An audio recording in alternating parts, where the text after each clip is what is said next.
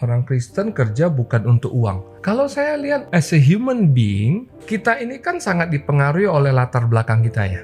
As a Chinese, saya misalnya dididik dengan latar belakang pekerja keras, ditambah lagi kalau keluarga yang tidak kenal Kristen dari awalnya, itu memframing kita bahwa kerja memang harus cari uang. Kerja harus cari uang. Nah, problemnya latar belakang kita itu banyak membuat kita di sisi itu. Misal kita ambil contoh, ada orang bilang, kalau kerja itu harus bangun pagi. Kalau tidak bangun pagi, rezeki dimakan ayam. Saya pikir pemikiran itu terjadi karena dulu orang tua kita hidup di era industri pertanian, era pertanian. Pertanian yang mesti bangun pagi. Tapi kemudian berkembang, orang bilang, oh kalau sekolah IPA keren dibanding sekolah sosial. Sekolah IPA karena harus to be scientist, suruh orang bangga, insinyur dan lain-lain. Nah, evolution of dunia ini, ekonomi tatanannya itu membuat perspektif orang berbeda juga dalam melihat pekerjaan ya. Pada sisi yang lain, mungkin berjalan juga satu pemikiran-pemikiran lain. Filsafat, kepemahaman orang terhadap agama itu sendiri. Kita sendiri yang belajar mengenal konsep anugerah as a Christian is not easy, butuh waktu untuk memahami itu. Karena banyak orang merasa kenapa butuh kerja itu untuk uang, dia melihat diri dia sendiri. Saya kerja for myself, I earn money. Untuk hidupin keluarga, kita masih belum bisa membedakan anugerah itu itself. Kalau gua nggak kerja, gua pasti mati.